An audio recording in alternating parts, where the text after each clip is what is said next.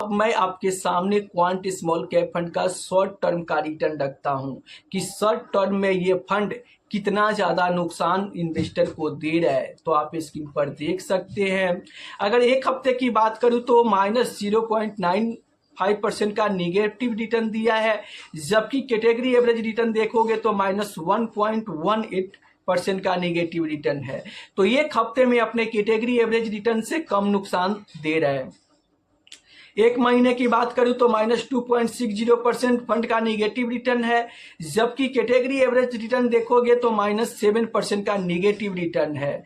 तो एक महीने में भी अपने कैटेगरी एवरेज रिटर्न से कम नुकसान क्वांट स्मॉल कैप दे रहा है। अगर 3 महीने की रिटर्न की बात करूं तो इस फंड ने -11% का नेगेटिव रिटर्न दिया है और कैटेगरी एवरेज रिटर्न यहां पर -10.25% है।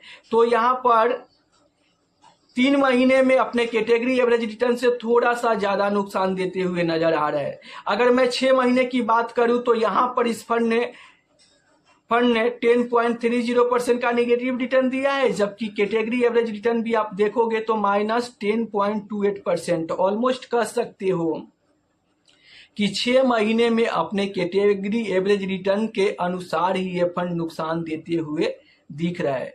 तो अगर अब चलिए मैं आपके सामने लॉन्ग टर्म का रिटर्न आपके सामने रखता हूं, तो आप स्क्रीन पर देख सकते हैं। एक साल की रिटर्न की बात करूं तो -0.62% का नेगेटिव रिटर्न दिया है, जबकि कैटेगरी एवरेज में 0.81% का पॉजिटिव रिटर्न है। 2 साल की बात करूं तो -1.58% का रिटर्न है, जबकि कैटेगरी एवरेज में 1.74% का पॉजिटिव रिटर्न है। 3 साल की रिटर्न की बात करूं तो 19% का रिटर्न दिया है, अपने कैटेगरी एवरेज रिटर्न को पछाड़ दिया है क्वांट स्मॉल कैप ने। 5 साल की रिटर्न की बात करूं तो यहां पर भी अपने कैटेगरी एवरेज रिटर्न को पछाड़ दिया है क्वांट स्मॉल कैप फंड ने। 7 साल की रिटर्न की बात करूं तो यहां पर 24% का जबरदस्त रिटर्न बना के दिया है, जबकि कैटेगरी एवरेज रिटर्न 21% का ही देखने को मिल रहा है।